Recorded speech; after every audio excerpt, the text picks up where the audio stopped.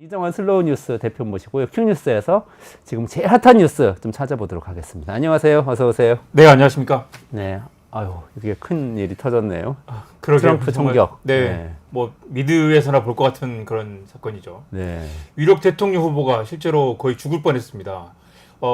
차트를 보려고 잠깐 고개를 돌렸는데 그 사이에 총알이 귀를 스쳐 지나가서 만약 고개 돌리지 않았다면 바로 머리를 관통했을 수도 있고요. 현장에서 즉사했을 수도 있는 상황입니다. 역사에 남을 한 장면이다. 이 사진도 정말 놀랍죠. 그래서 이 총격 직후에 이 경호대와 같이 몸을 지금 사진에 보시는 그 인물이 이제 그 총격범인데 용의자. 예. 매튜 크록스라고요. 20살이고 백인 남성 공화당 당원이라고 합니다. 이유는 밝혀지지 않았고요. 워싱턴 포스트에서 보면 단독 범인인 것 같다라고 하는데 여러 가지 미스터리가 있습니다. 다시 사진으로 돌아가면 죽었죠, 저 사람. 네네, 현장에서 바로 사살됐습니다. 의원들이 사살했죠. 총격 직후에 경호원도 같이 몸을 숙였다가 놀랍게 1분 뒤에 일어나가지고 주먹을 흔들면서 파이트라고 외쳤어요. 파이트, 네. 싸우자. 파이트 세 번을 외쳤는데 누구랑 싸우자는 것인지 사실 의문이기도 하고 그다음에 이제 주먹을 들어올리면서 USA라고 외쳤는데 이 결정적인 장면이 사진에 찍혔고 강력한 임팩트를 갖는 그런 사진이 됐죠. 그래서 와, 이걸 그 성조기가 배경에 네네. 있는 그 사진이죠. 예, 성조기는 정말 강력한 그 이미지를 만들죠. 그래서 역사에 남을 한 장면이다라는 평가가 여러 신문에 실렸는데 참 이 표현을 두고도 불편하게 생각하시는 분들도 있고 과연 이게 역사에 남을 장면이냐 그런 이야기가 나오는 건 이 사진 한 장이 미국 대선 판도를 바꿔놓을 것이다라는 평가가 나오고 있기 때문입니다. 왜 사진이 판도를 바꾸는가라고 생각해 보면 여러 가지 뭐 복잡한 이야기들이 있을 텐데요. 실제로도 저 사진 자체가 갖는 강렬한 임팩트가 바이든은 늙고 노쇠한 데다가 최근에 그 말실수도 작고 물러나라는 지금 압박을 받고 있죠. 근데 트럼프는 총알을 맞고도 일어나가지고 싸우자라고 외쳤단 말이죠. 그게 이 중도층을 상당수 이 트럼프 지지자로 돌려일으킬 것이다라는 그런 전망이 나옵니다.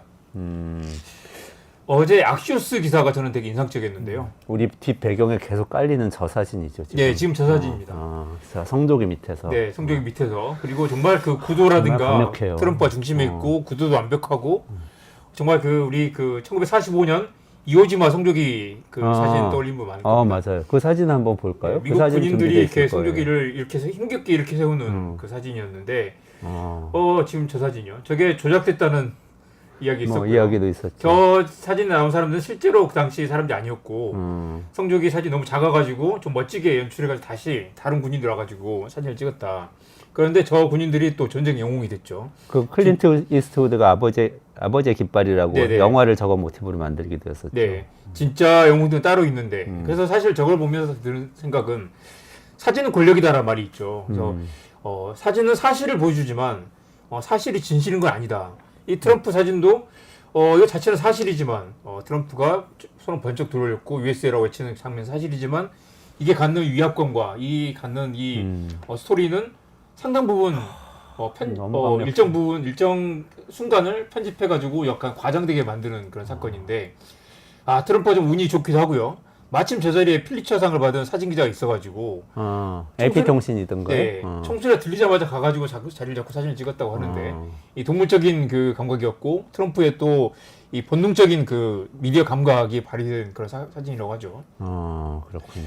사실은 사건보다 이 사건이 소비되는 방식이 더 영향을 미치는 그런 사건들이 있는데 이 사건 같은 경우만 해도 총격을 당해서 살아났다라는 그 사실보다는 총격을 받고 일어나서 주먹을 불끈진 트럼프의 사진 자체가 더 큰 임팩트를 준다. 그 말은 또 사진 하나가 이렇게 흔들 만큼 미국 정치가 정말 취약하다는 얘기 되겠죠.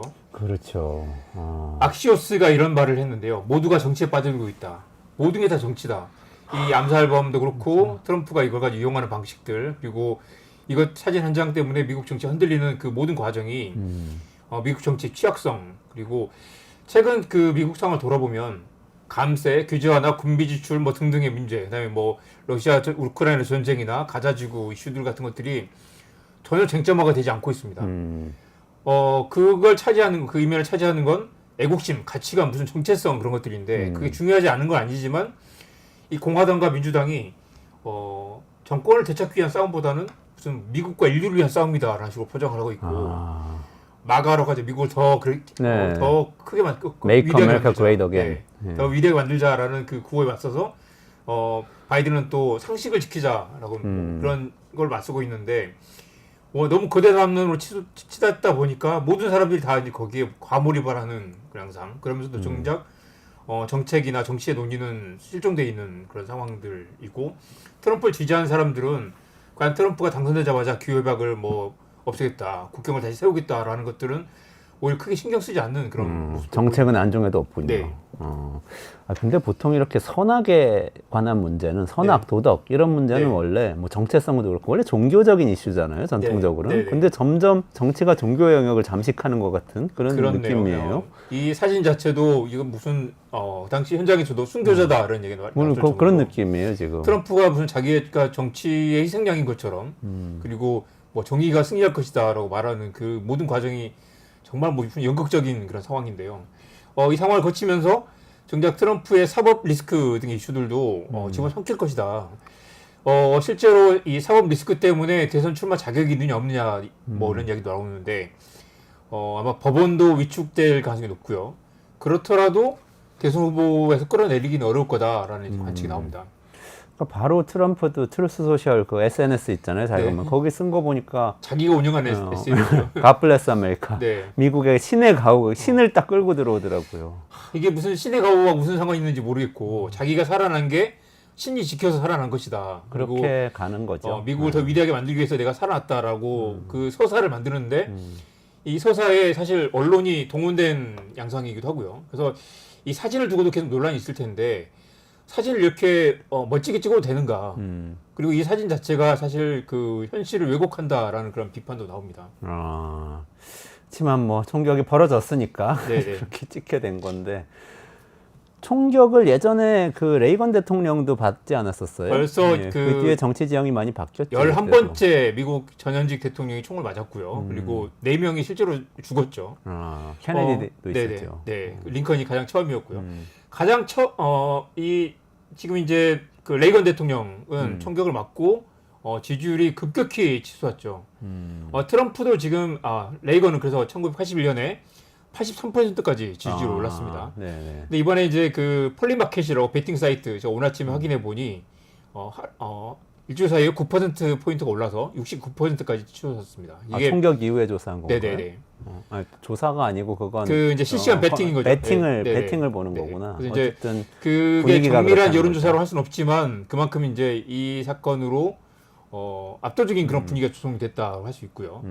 마침 또 이게 공화당 전당대회가 바로 내일부터 미국 시간 오늘부터겠네요. 15일부터 18일까지 바로 열립니다. 바로 지금 미국 대선 후보가 공화당 대선 후보가 결정이 될 텐데 다른 변수가 없죠. 지금 상황에서 압도적으로 트럼프가 이제 추대하는 그런 양상이 될 거고 공교롭게도 민주당 전당대회는 아직 한 달이나 남았다는 거죠. 한 달 동안 지금 이제 바이든이 물러나고 카말라 해리스를 대안으로 세우느냐 마느냐가 계속 논란이었고 조지 클루니가 심지어 뉴욕타임즈에 그 칼럼을 써서 이제 물러나시라고 바이든 물러나야 된다 그랬죠. 그랬는데 지금 와서는 이제 물러난다고 해도 과연 이 분위기를 바꿀 수 있을 것인가? 또 물러나면 안 된다는 얘기도 나오는 게 미국이 혼란한 상황에 대통령이 자리를 지켜야 된다, 안정적인 뭐 방향으로 가야 된다라는 건데 그렇게 되면 사실상 이제 민주당에서는 이길 수 없는 게임이라는 걸 사실 인정하고 그냥 가는 상황이 되겠죠. 그러네요. 일론 머스크도 트럼프 지지 선언을 했어요. 그렇죠. 총격 이후에 계속 간을 보다가 아예 그냥 그 전적으로 지지한다라고 했고요. 지지 선언이라고 봐야 되는 건가요? 지지 선언입니다. 그리고 실제로 그 뉴욕타임즈 보니까 이 일론 머스크가 이미 선거 자금도 많이 지원한 것 같다라는 보도가 있었고요. 미국이 이처럼 터프한 후보, 강한 후보는 루즈벨트가 마지막이었다라고 축해서 근데 그 이후로 가장 강력한 대통령이다라는 거죠. 그리고 일론 머스크가 트럼프 그 주먹진 사진을 트위터에 올렸는데 오늘 아침에 보니까 1억 6천만 뷰를 찍었습니다. 그래요? 여전히 그 트위터의 일론 머스크의 트위터는 강력하고 거기에 또 바이럴 효과도 엄청나다는 거죠. 트위터 X 그렇죠. 네네. 그러면 민주당에서는 바이든을 교체하느냐 마느냐 이런 거 가지고 지지부진하게 이렇게 얘기하고 있는데 공화당은 전당대회에서 이번 주에 사흘 동안 정말 이 미국의 영웅으로 되돌아온 트럼프를 그렇죠. 막 추앙하면서 초대하는 이런 분위기로 그러니까 상주가 상식과 정의를 가거든요. 지키기 위해서 민주당이 결단을 내려야 된다라는 그 주장이 많았죠. 그런데 상식과 정의, 뭐 가플레스 아메리카를 지금 트럼프가 다 쥐고 가는 다 상황이잖아요. 가져갔네요. 그래서 지금 와서 교체한다고 해서 그 후보가 예를 들면 카멜라 해리스가 강력한 그런 아젠다를 만들 수 있을 것인가? 저는 사실 뭐 만들 수 있다. 아니면 또 사실은 늙고 노쇠한 그 바이든이 끝까지 완주해서 상식과 정의를 지키는 그런 승리 역사를 만들기를 바라는 미국 민주당 지지자들 많다고 생각하고요. 실제로 미국에 사는 분들도 굉장히 굉장히 그 절망적인 상황에서 바이든을 응원한 분들이 많았는데 지금 상황이 많이 바뀐 것 같습니다. 또 하나 드리고 싶은 말씀은 이 총기 규제를 풀어야 된다라는 게 또 트럼프의 그 오랜 소신이고 공약이었잖아요. 아, 그렇죠. 맞아. 그 총으로 지금 트럼프가 총을 맞게 된 상황인데 아마도 이게 뭐 차라가 바꿀 것 같지는 않고요. 트럼프는 이 상황이 오히려 굉장히 또 자기에게 호재가 됐으니까요. 이 800달러짜리 총인데 800달러 한 100만 원쯤 이번에 하죠. 사용한 총, 네네. 범행에 사용한 네네. 총이요. 신분증만 내면 누구나 살 수 있고 얼마 안 하네요, 진짜. 그렇죠. 미국에 20명 간 한 명이 가지고 있다고 합니다. 이 총을. 그리고 2천만 정 이상이 이미 보급이 돼 있고요. 핸드폰 한 대 사는 거랑 비슷하네. 네네. 그래서 트럼프는 뭐 악의 존재는 법을 지키는 시민들이 무장해야 될 최고 이유다라고 했는데 공교롭게도 악을 처단하기 위해서 총이 필요하다라고 말했는데 그 총으로 자기가 맞은 상황이 됐죠. 네. 지금 미국 대법원은 6대 3으로 총기 규제는 위헌이다라고 했고요. 그래서 총기 규제가 뭐 풀릴 것 같지는 않은데 이것도 중요한 쟁점 중에 하나였죠. 아이러니컬한데 어쨌든 이번 주에는 공화당과 트럼프가 미국의 영웅의 재탄생을 축하하면서 폭죽을 울리는 것을 내내 봐야 되는 그런 상황이 될 것 같고 바이든 민주당 어떻게 할지 좀 걱정이네요. 미국 유권자 67%가 바이든이 사퇴해야 된다라고 주장을 했었는데 지금 와서는 사퇴도 못하는 그런 상황으로 가게 된 거죠. 그리고 이번 주에 아무튼 미국 공화당 그 전당대회가 최고의 그 키워드가 되겠습니다. 트럼프 시대에 어떤 일이 벌어질지는 내일 라이브에서 이승환 평론가하고 같이 또 좀 더 깊이 있게 분석해 볼 테니까 내일도 좀 찾아와 주시고요. 네. 조금 다른 얘기로 넘어가 보시죠.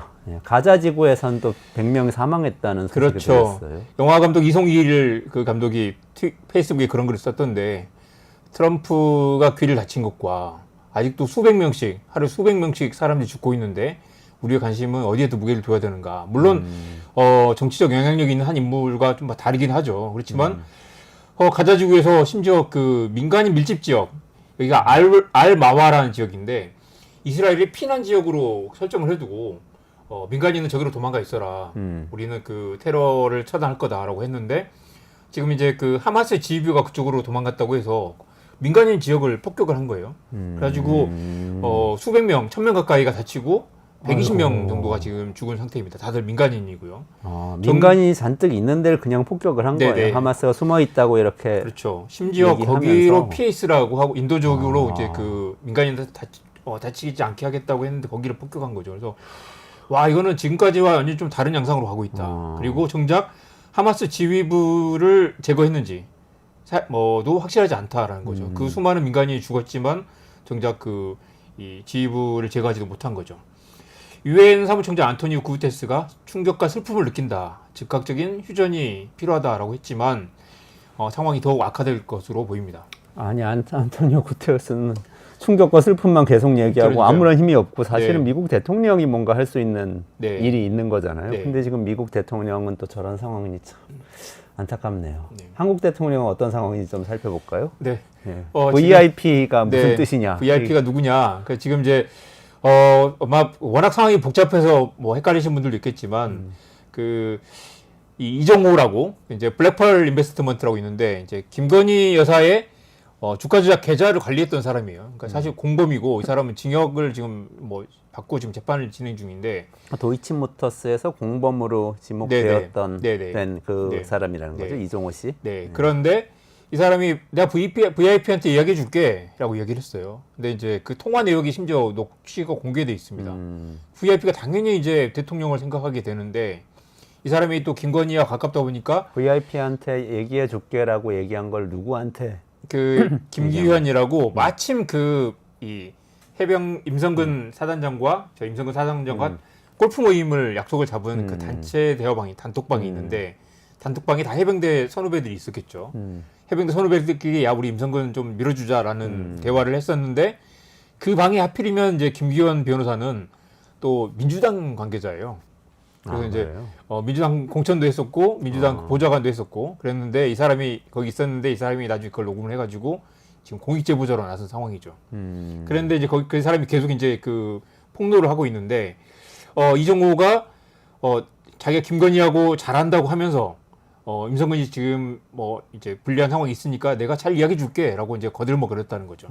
근데 이게 지금 와서는 단순히 VIP가 이 김건희를 말한 게 아니라 윤석열을 말한 게 아니라 김계환이라고 당시 사령관을 말한 거였다라고 이제 발을 뺐는데 아무도 사령관을 VIP라고 하진 않죠. 저도 군대에서 네. 사단 본부에 있었거든요. 네네. 사령관을 누가 VIP라고 불러요? 그런 일은 없는데 사실. 그래가지고 논란이 되니까 또 말을 바꿨어요. 중앙일보 인터뷰에서는 김계환을 말한 거다 해놓고 채널A에서는 사실은 김건희 여사를 말한 게 맞다. 다만 그래요? 허풍과 과시였을 뿐이다라고 말을 합니다. 그러니까 이제 이게 허풍이었느냐 아니었느냐라는 걸 이제 뭐 검증을 해야 될 텐데. 그럼 처음에 얘기한 거 거짓말이었다는 거를 이제 인정하고 네. 허풍이었다는 전략으로 바꾼 거네요. 네네. 어떻게 보면. 그리고 이제 이 임성근이 여러 가지 경로로 이제 그 대통령에게 접촉하려는 시도가 있었는데 대통령 친구하고도 연락을 하고 또 이제 이 청와대 대통령실 관계자들 통해서 연락하고 김건희 쪽을 통해서 선을 대고 그래서 이제 대통령이 경로를 해서 이 수사 대행에서 뺀 게 아니냐라는 게 관측이 이제 여러 가지 그 지금 나온 종합된 상황이죠. 근데 이게 녹취가 스모킹 건이 될 것이냐 아닐 것이냐 논란이 좀 있었지만 사실 아직까지는 여전히 스모킹 건이라고 보기는 어렵다라고 봐야 될 것 같습니다. 실제로 더 확정적인 증거가 나와야 되겠죠. 김건희 여사가 개입이 됐거나. 근데 지금까지 상황을 보면 임성근을 구명하기 위한 여러 경로로 대통령에게 선을 댔고 김건희 여사가 개입됐을 가능성이 매우 높다. 그리고 대통령이 경로를 했던 과정에 김태호 안보실 차장, 김용현 경호처장 등이 이 관여를 했을 거다라는 의혹이 나오고 있습니다. 이 부분은 사실 그러니까 이제 특검으로 가서 밝혀야 된다라는 주장이 나오는데 특검 이야기 해볼까요? 특검을 네. 또 이게 대통령이 거부권 행사하면 안 될 거 아니에요. 그렇죠. 근데 네. 또 재밌는 게 2014년에 상설 특검이라는 게 지금 법이 통과돼 있습니다. 그래요? 그러니까 특검이라는 게 있어서 이제 규모는 작지만 특검이 필요하면 여기다 넣어가지고 바로 특검을 굴릴 수 있는 게 있다는 거죠. 그래서 그게 지금 우리가 입법을 통해서 특검을 하려는 것하고는 또 다른 건가요? 네네. 이거는? 이 특검은 이제 예를 들면 최상병 특검법을 만들어야 되고 김건희 특검법을 따로 만들어야 되는데 그렇죠. 필요하면 상설 특검이라고 해서 이거는 이제 다만 추천을 이제 누가 할 수 있는 게 아니라 법무부 차관, 행정처, 그다음에 변협, 그다음에 여당, 야당 각각 나눠가지고 추천을 하고 거기서 이제 특검을 임명하기 때문에 지금 민주당이 얘기한 것처럼 야당이 추천하는 그런 걸로는 되지는 않아요. 그렇지만 이렇게라도 특검을 굴릴 수 있는데 이거는 대통령이 거부를 할 수 없는 거죠. 만약 하기로 하면. 근데 민주당이 그걸 하겠다는 건가요? 네? 상설 특검이라도 하겠다. 상설 특검이 있기 때문에 이걸 이용해 보자라는 거고. 다만 이제 특검을 또 밀어붙이면 특검이 만약에 임명이 되면 국민의힘은 헌법 소원을 내가지고 이걸 임명을 미루게 만든다. 아니 왜요? 언론 듣기엔 상설 특검하는 한동훈 특검 안 하고 좀 비슷해 보이기도 하는데요. 그죠? 한동훈 특검은 이제 그거죠. 한동훈은 이제 특검을 만들되 이걸 이제 대법원장이 추천하게 하자. 네. 사실 그래서 이제 추천 권한이 누구냐라는 네, 거라서 민주당은 그것도 못 받겠다고 하고 있는 거고요. 다만 이제 이 상설 특검은 야당이 특정 누군가가 추천하지 않도록 그래서 이제 좀 공정하게 추천을 하자. 그러면 되지 않겠느냐라는 거라서 민주당은 이제 특검이 만약에 정권에 영향을 받는 사람이 특검이 되면 의미가 없다고 생각하는 거라서 그동안 이제 차선으로 밀어뒀었는데 상설 특검도 간다라는 상설 특검 이게 앞으로 좀 네. 우리나라 정치권에서 키워드가 될 수 있다. 그리고 스모킹 건은 지금 최상병 사건에서 임성근 사단장의 구명을 김건희 여사를 통해서 이종호 씨가 네. 로비를 했느냐. 네. 그 로비가 대통령에게 전달되어서 실제 임성근 맞습니다. 사단장을 빼라고 지시를 했느냐. 여기에 네. 지금 핵심이 있는 더 거예요. 주목할 부분은 아직도 이종호가 김건희와 연락을 하고 있다. 그런 거죠. 이게 실제로 이제 김성근 건과 뭐 그 개입이 됐든 안 됐든 간에 이종호랑 주가 조작 그 공범이 아직도 대통령실과 어떤 식으로 네트워크가 연결돼 있을 가능성 그것만으로도 심각한 문제다라는 얘기가 나옵니다. 김건희 여사하고 얘기를 했다는 것까지는 얘기를 스스로 인정을 한 셈이죠. 네네. 그러니까. 근데 그게 이제 허풍이었을 수도 있다는 건데, 근데 실제로 이제 우려하는 건 어떻게 주가 조작 사건으로 지금 재판까지 받고 있는데, 그리고 만약 그 검찰이 김건희 여사를 불러다 진작 수사를 했으면 둘 사이 관계가 단절이 됐을 텐데 김건희를 못 건드리고 있잖아요. 그러니까 이종호는 여전히 김건희가 자기를 지켜줄 거다라고 믿거나 아니면 김건희 여사와 그 도이치모터 사건은 여전히 그 크게 더 문제가 되지 않을 거다라는 확신이 있기 때문에 계속해서 이렇게 이 인맥을 팔고 다니는 거겠죠. 최소한 실제 연락을 안 했더라도 네. 그런 인상을 주변에 주면서 영향력을 계속 네. 발휘를 하고 있다고는 볼 수 있겠네요. 네네. 네. 좋습니다. 한동훈 댓글팀 관련해서 뭐 다른 얘기가 또 있네요. 네. 지난주에 좀 정리해 주셨는데 우리나라 댓글의 역사에 대해서. 댓글팀. 그러니까 이게 뭐 내부 총질이라는 얘기도 있었죠. 이 김건희 여사 댓글팀 이야기도 나오고 한동훈이 댓글팀 만드는 거 아니냐라는 얘기도 나오고 그랬죠. 보니까 2년 동안 그 한동훈 댓글팀에서 만든 것으로 추정되는 댓글이 6만 개. 그래서 이제 양문석 의원이 민주당 의원이죠. 그 한동훈 댓글팀으로 추정되는 네이버 계정 24개를 발견했는데 이 가운데 상당 부분 댓글 내용이 유사하고 초분단위로 여러 군데 게재를 하면서 심지어 오탈자, 띄어쓰기까지 100% 같은 경우가 많았다. 누군가 의도적으로 댓글을 뿌린 거 아니냐라는 건데 이게 과거에 뭐 드루킹이나 몇 차례 문제가 됐던 댓글 조작 논란하고 거의 유사한 그런 사건이라고 할 수 있습니다. 물론 이제 역시 검증을 해봐야 될 것이고 아직 의혹 단계이긴 한데요. 이준석 의원이 이런 말을 했습니다. 대선 때 있던 애들 좀 써야 되는 거 아닙니까? 라고 말을 들었다는데 이준석 의원이 국민의힘 대표 시절에 국민의힘 그 당직자에게 들었다는 건데 그 말은 뭐냐면 대선 때도 이 댓글팀을 운영을 했었고 이게 이제 그 정권 초반에 지지율 흔들리니까 댓글팀 풀자라는 이야기를 국민의힘 관계자가 했다는 거죠. 그래서 역시 확인을 해봐야 되겠지만 이준석 의원 말로는 뭘 했는지 모르겠지만 나에게 숨기고 싶은 게 있나 보다 했다. 이준석은 나는 몰랐다 하지만 나 모르게 댓글팀이 운영되고 있었다라는 이야기를 지금 하고 있는 거죠. 아, 그렇군요. 지난주에 말씀 주셨지만 네. 댓글을 조작하려고 시도하는 것 자체가 사실은 공론장을 엉망으로 만드는 네. 나쁜 일이고 네. 일이지만 실제 조직적으로 뭔가 이렇게 개입을 했다면 불법성이 업무방해죄로 네, 네. 입증될 수도 네, 있다. 네. 이렇게 정리할 수 있을까요? 이 건도 만약에 확인이 된다면 사실 이제 댓글 조작을 처벌하기 어렵지만 업무방해로 처벌한 그 사례가 있기 때문에 만약 드러난다면 김건희 댓글팀, 한동훈 댓글팀, 국민의힘의 댓글팀이 또 있었다면 모두 다 어떤 이제 그 처벌의 대상이 될 수 있겠죠. 그러네요. 그러면 그게 지금 국민의힘 전당대회 얘기로 좀 넘어가 보죠. 네. 한동훈 대표의 이 당선에 영향을 끼칠 수 있어요? 어때요? 지금 압도적으로 그 한동훈 대표가 지금 지지율이 높기 때문에 뭐 거의 한동훈 대표 쪽에서는 65%로 1차 투표에서 그 과반을 넘길 것이다. 그러니까 뭐 2차 투표까지 가지 않을 거다라고 말하고 있고요. 나경원 후보와 원희룡 후보가 단일화를 해서 이 간다라는 뭐 이야기가 나오는데 둘 다 서로 나로 단일화를 하자. 물론에 낫겠다라는 이야기라서 쉽게 단일화가 되지도 않을 건데다가 또 1+1이 2가 안 될 수도 있다. 사실은 이제 한동훈 어대한이라고 그러죠. 어차피 대표는 한동훈이라는 게 쉽게 깨지기는 어려울 것 같습니다. 한동훈 대표가 당선될 것 같으세요? 그러면? 지금으로서는 가능성이 높은 것 같은데요. 지금 뭐 이 온갖 익심 논란이라든가 댓글팀 논란이 나오는 건 한동훈을 끌어내리겠다는 이 대통령실의 강한 의지가 작동하는 거잖아요. 그리고 한동훈이 대표가 되는 순간 이제 대통령실과 이 국민의힘 당대표 간의 갈등이 더 격화될 것이고 급격히 레임덕으로 빠질 가능성이 높은데 그 상황을 최대한 막고 싶은 거겠죠. 그래서 이 윤석열의 오른팔이라고 있는 원희룡을 내세운 거고요. 근데 아마 이 단일화가 쉽지 않을 건데다가 지금 이제 국민의힘 지지자들 중에서도 윤석열을 지키는 것보다 좀 더 강력한 그 리더십을 필요한 단계. 그래서 사실 집권 3년 차에 벌써 이제 차기 권력이 지금 등장하는 그런 상황이라고 할 수 있겠습니다. 레임덕, 임기단축 개혁 이런 거 비현실적인 거 아니라고 얘기하는 분들이 최근에 점점 더 늘어나는 것 같은데 네. 어떻게 될지 뭐 거기에 뭐 한동훈 대표의 당선 여부가 굉장히 중요하네요. 네네. 네, 그거 한번 지켜보면 좋을 것 같고 경제 얘기를 좀 넘어가 보죠. 정치 얘기 너무 많네. 네. 일본이 라인 매각 요구 철회한다고요? 네. 오늘 조선일보 일면에서 썼는데요. 그 일본 총무성 고위 관계자가 이런 말을 했다고 합니다.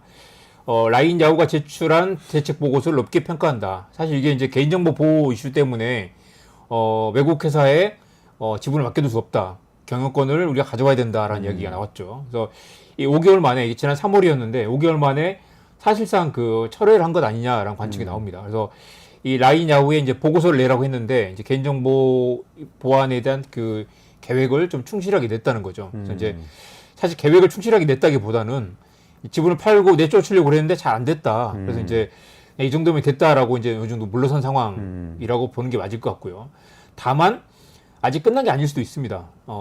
조선일보가 만나는 한 이제 일본 그 정치권의 로펌 관계자가 이런 말을 했다고 하는데 손정희 소프트뱅크 회장과 일본 자민당 우익 정치인들이 계속해서 이 라인야후 경영권을 가져와야 된다라는 이야기를 계속 하고 있고 다만 총무성이 발을 뺀 이상 다른 방법을 찾으려고 할 것이다. 그리고 이제 사실 이번에도 보면 네이버도 어느 정도 좀 이렇게 빨리 털고 나가서 사실 이제 그 제값을 받고 털고 나가고 다만 동남아 사업권을 좀 지키려고 하는 그런 모습이 있었단 말이죠. 그래서 네이버는 공식 입장을 한 번도 제대로 밝히지 않았습니다. 그래서 어떤 식으로든 좀 진행될 가능성이 있고요. 다만 이게 한일 정치 문제로 비화되기도 했고 반일 감정도 좀 커지고 그래서 일본 정부가 좀 일단 부담을 느껴서 한 발 뺀 상황이라고 할 수 있겠습니다. 아, 그러네요. 근데 이게 라인야후 원래는 굉장히 강력한 의지를 가지고 소프트뱅크하고 일본 정부에 협조해서 가져가려고 하는 것 같아 보였는데 네.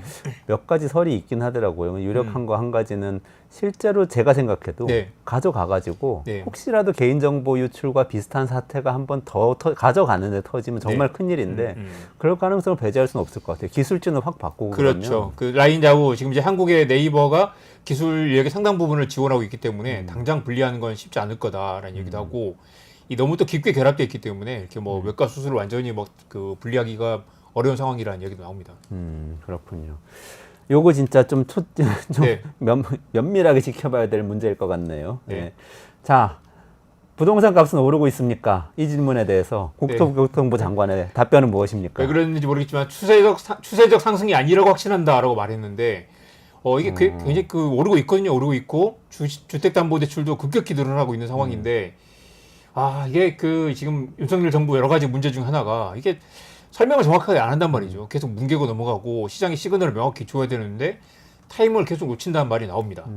경향신문이 부동산 전문가 9명이 물었더니 동의하지 않는다라고 말한 사람이 7명이었습니다. 전반적으로 상승 추세가 계속되고 있고 앞으로 계속 될 거다라는 거죠.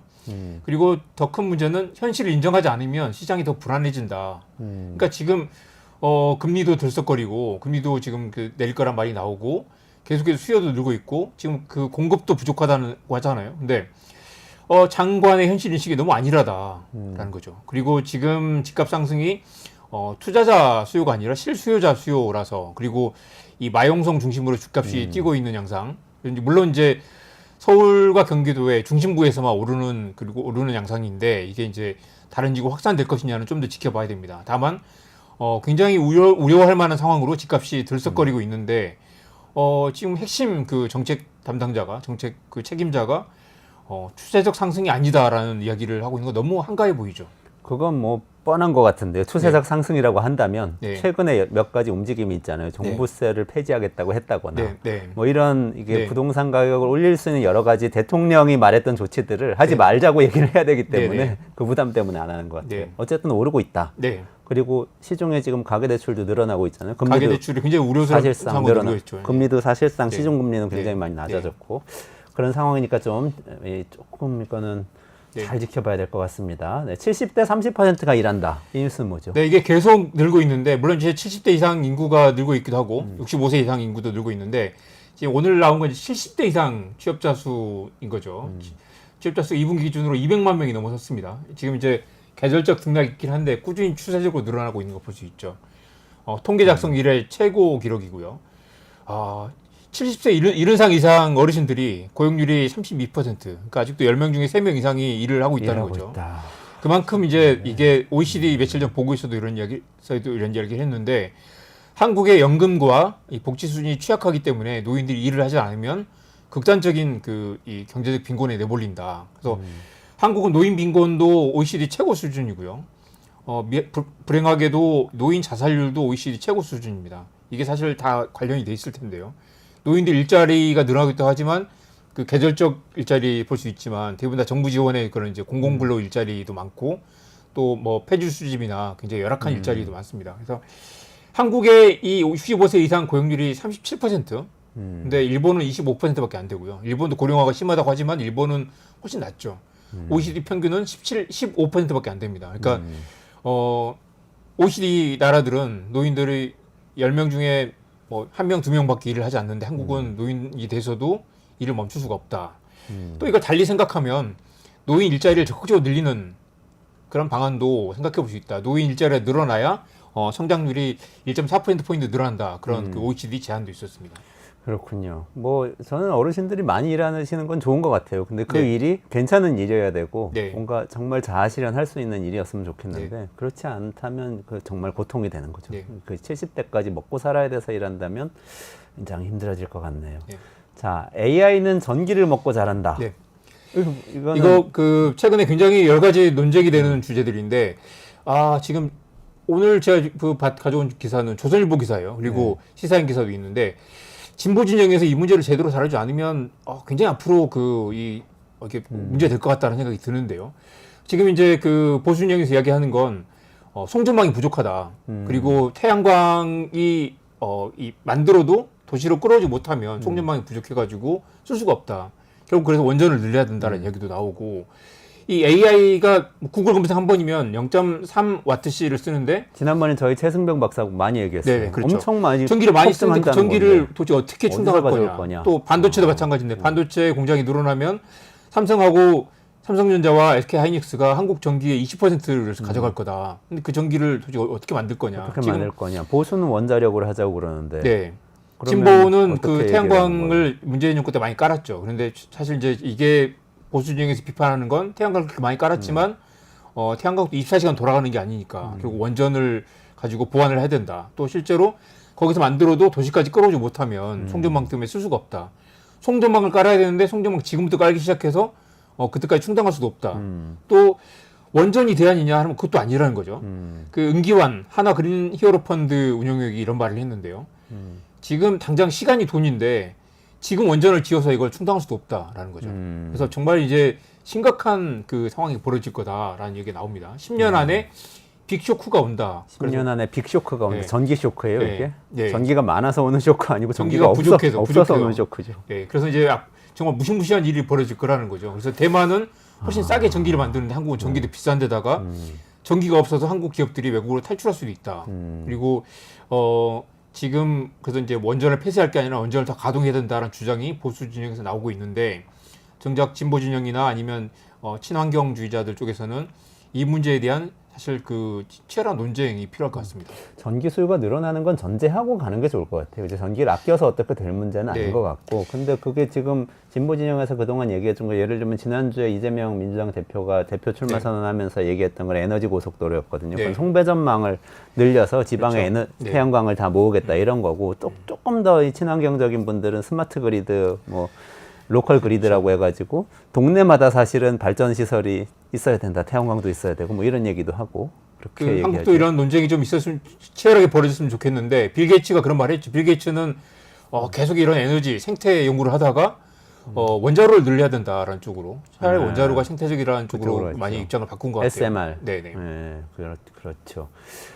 좋습니다. 이거는 나중에 더 깊이 한번 다뤄보도록 할게요. 조금만 더 얘기해 볼게요. 그럴까요? 네. 먼저 그 로또 얘기? 이건 뭐죠? 63명이 1등을 했다는 게 무슨 얘기예요? 이게 늘 깜짝이야. 자주 나온 이야기인데요. 그 두 달 전에는 연속된 숫자, 13, 14, 15, 16까지 뭐 연속된 숫자가 나와가지고 조작 아니냐라는 말이 나왔는데 그 언제든지 있을 수 있는 일이고요. 이번에는 지난주에는 로또 1등이 63명이나 나왔어요. 그래가지고 당첨금이 4억 원밖에 안 됐습니다. 역대 최저 기록이고 당첨자 수는 최다고요. 그 당첨금은 정해져 있고 나눠서 주는 그렇죠, 거죠. 그렇죠. 63명 됐다고 63명이 다 그런데 거액을 이거는 이제 받아가는 아무튼 거 아니고. 뭐 그 여러 가지 의혹도 많고 제가 또 이걸 그 역대 로또 숫자를 다 가지고 통계를 한번 분석해 본 적이 있는데 별걸 실제로 다 아시네. 데이터 저널리즘. 그러니까 그 당첨된 숫자들은 늘 평균 통계보다 좀 더 높아요. 그러니까 당첨 확률보다 당첨 확률은 423만 5060분이 일잖아요. 근데 그것보다 좀 더 실제 당첨자는 좀 더 많게 나타납니다. 그게 사람들의 의지가 반영된 결과인지 뭔지 아니면 여전히 꼼수가 있는 게 아니냐 의혹이 있긴 하지만 확률적으로는 모든 확률은 똑같다. 그러니까 로또 1등이 63명이 아니라 뭐 여러 명이 나올 수도 있는 거고 그 위원회 이 플럭제이션에서 언제든지 나올 수 있는 거죠. 근데 굉장히 수상적인 그런 의혹이 드는 건 사실이고요. 근데 여전히 그 통계적으로 과학적으로 말할 수 있는 건 얼마든지 있을 수 있는 그런 확률적 현상이다라고 할 수 있겠습니다. 그거 아세요? 저 지난주에 로또 샀어요. 아, 그러세요? 그러나 63명이나 당첨되었음에도 불구하고 그렇군요. 저와 함께 5명이 같이 샀거든요. 네. 근데 아무도 당첨 안 됐어요. 저는 참고로 단 하나도. 한 번도 저는 로또를 사지 않았습니다. 확률을 믿지 않기 때문에. 네. 오늘 얘기하다 보니까 안 되는 사람은 안 되는 거고요. 그러니까 당첨되면 슬로우 뉴스에 좀 투자를 하려고 그런가요? 생각하고 있었는데 별로 안 기대하지 되는 사람은 안 않겠습니다. 되고요. 네. 되는 트럼프는 계속 된다 이런 생각 드는 그건 그렇네요. 킹뉴스 시간이었네요. 네, 이정환의 킹뉴스 이번 주에 핫한 이야기 오늘 여기까지 진행하고